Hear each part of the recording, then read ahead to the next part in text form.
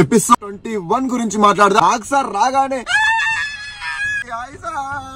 శ్రీజ చాలా ఇంప్రూవ్ అయింది. Starting weeks లో కంటే ఇప్పుడు కంపేర్ చేసుకుంటే ఇప్పుడైతే చాలా బెటర్ ఉంది. ఇలానే ఉంటే పక్కా టాప్ 5 ఉండే ఛాన్స్ అయితే ఉంది. రాము రాథోడ్ నిజంగానే రెండు మాటలు మాట్లాడుతున్నాను. నేను చెప్పిన కదా మీకు ఇంతకు ముందు. ఎస్, అందరికి అదే అనిపిస్తుంది. కొంచెం మార్చుకుంటే మాత్రం చాలా బెటర్ ఉంటది. సంజన గారు మాస్క్ మ్యాన్ గురించి చెప్పిన ప్రతి ఒక్క పాయింట్ కరెక్ట్ చెప్పింది అనిపించింది. మాస్క్ మ్యాన్ కూడా చాలా స్ట్రిక్ట్ గా ఉంటాడు అందరితోని. అందరు కూడా స్ట్రిక్ట్ గానే ఉండాలి అన్నట్టు అన్న చూస్తూ ఉంటారని చెప్పింది కదా పాయింట్. నాకైతే పర్ఫెక్ట్ అనిపించింది. సంజన గారు మీరు పర్సనల్ మ్యాటర్ తీయకుండా ఉండాల్సింది. 4 days ఈ సేమ్ షర్ట్ వేసుకున్నాడు, అతను పక్కన ఉండాలంటే మాకు ఇబ్బందిగా ఉండేది. కుకింగ్ దగ్గర మాకు ఇబ్బంది అయ్యేదనేసి అన్నావు కదా. కాకపోతే అతని దగ్గర నిజంగానే బట్టలు లేవేమో కానీ నీట్నెస్ అయితే మెయింటైన్ చేస్తున్నాడు కదా. ఎందుకలా చెప్పడం. బిగ్ బాస్ సంజన గారికి ఇంకొక ఛాన్స్ ఇచ్చిండు ఇంట్లోకి రావడానికి. మాస్క్ మ్యాన్ మన కళ్యాణ్ బాయ్ ఇద్దరు కలిసి క్లాప్స్ కొట్టలేదు. ప్రూవ్ చేసుకునే ఛాన్స్ వస్తుంది అంటే ఎవరైనా హ్యాపీగా ఫీల్ అవుతారు. మీరేందో నాకు అర్థం కాలేదు. కనీసం ఒక క్లాప్స్ కొడితే ఎంకరేజ్మెంట్ లాగా ఉండేది కదా.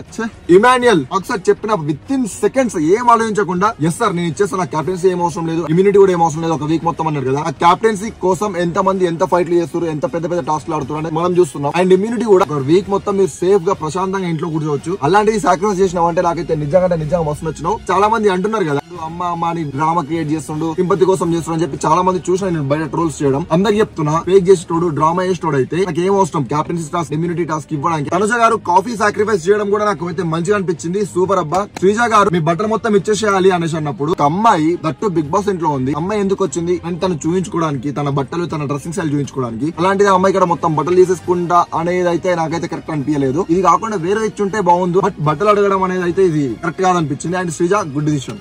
రీతు హెయిర్ కట్ చేయించుకున్నావు కదా, ఒక స్టెప్ ఎక్కేసినావు. ఒక అమ్మాయికి హెయిర్ అనేది ఎంత ఇష్టము, ఎంత ఇంపార్టెంట్ నేను చెప్పాల్సిన అవసరం లేదు. అలాంటి హెయిర్ ని సాక్రిఫైస్ చేసింది కదా, సూపర్.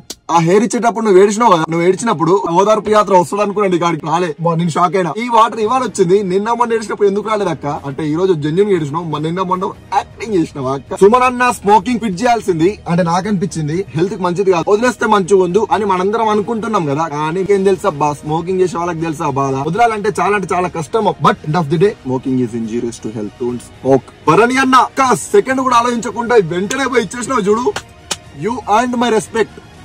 సుమన్ అన్న నువ్వు మాస్క్ మ్యాన్ కి ఎంత దూరం ఉంటే అంత మంచిది. నీకు అనవసరంగా నువ్వు బ్యాడ్ అవుతున్నావు. మాస్క్ మ్యాన్ ఏమన్నావు, డెవిల్ ఇస్ బ్యాక్. డెవిల్ కాదు, అక్కడ ఉగ్ర రూపం వేసుకొని వస్తుంది. నీ సంగతి మామూలుగా చూపించదు. నార్మల్ సంజనే తట్టుకోలేకపోయినావు. ఇప్పుడు వీడియో చూసి వచ్చింది బయటికి వెళ్ళి, నీకుంది.